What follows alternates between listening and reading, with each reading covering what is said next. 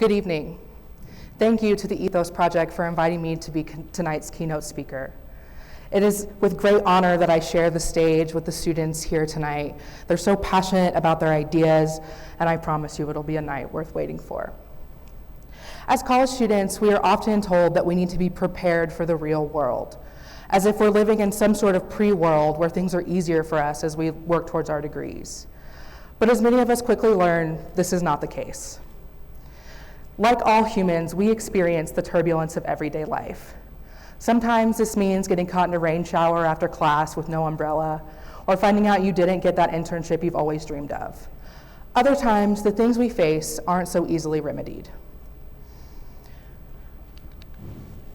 Resilience, the capacity to recover quickly from difficulties, toughness. My parents live about 2,000 miles away in Nashville, Tennessee, and when I moved to Boise, my mom hugged me tight and tried to hide the tears welling in her eyes. Being a single mom for most of my life, she worked incredibly hard to make sure I was always taken care of. And like most mother-daughter relationships, we had our fights and our slammed doors. But moving here brought us closer than either of us had ever expected. 2 years ago, after returning to Boise from Christmas break, I received a phone call, and I answered like any other day. But it wasn't any other day. After leaving my parents' house, my mom had a doctor's appointment, and during the medical exam, they found a lump in her chest. As these words fell out of her mouth, I felt my vision going black and my cheeks flush. I have cancer. 3 words a child never wants to hear their parents say. 2 months and many tests later, my mom's diagnosis was complete.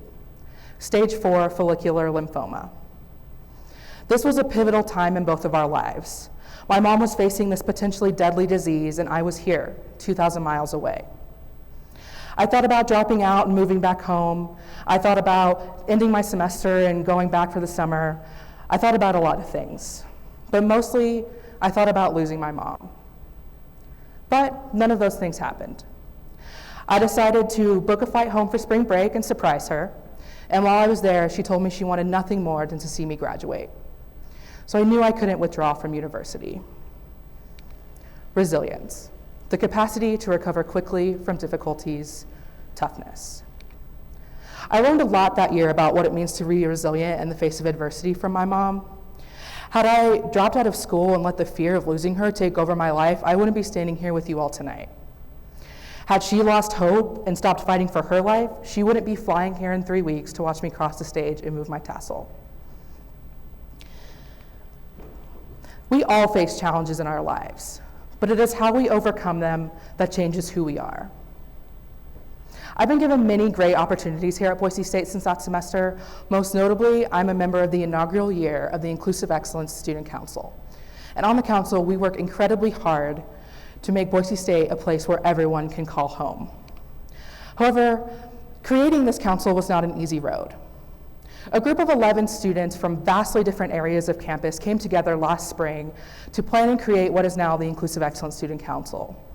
Led by Milan Dunklar, Chandra Reyna, and Sierra Williams, these students face constant resistance from administration, faculty, and students, all while having a student body government that was openly against the creation of this council.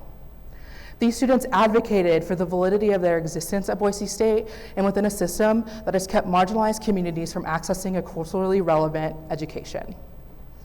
The council now exists to create a campus culture where all students can express their full humanity. In fulfilling our role on campus, we work to enhance the educational experience for all members of Boise State. And like the students tonight, the Inclusive Excellence Student Council has turned the passion and voices of students into tangible actions. Tonight's presentations pinpoint the need for student activism on our campus, covering topics on consent training, bystander intervention, health and wellness access, gender-neutral bathrooms, and gender-inclusive language. These students chose their topics because they are passionate about turning their voices into actions on campus. It's students like these who use their platform to advocate for others that truly make Boise State a better place for everyone. Resilience, the capacity to recover quickly from difficulties, toughness. We are all here. We've all experienced our fair share of adversity. We've all recovered from the difficulties, but we stand here tonight to make a difference at Boise State. So I leave you with one request. As you listen to the incredible presentations, remember that it is not enough to just sit and listen passively. We must take action ourselves.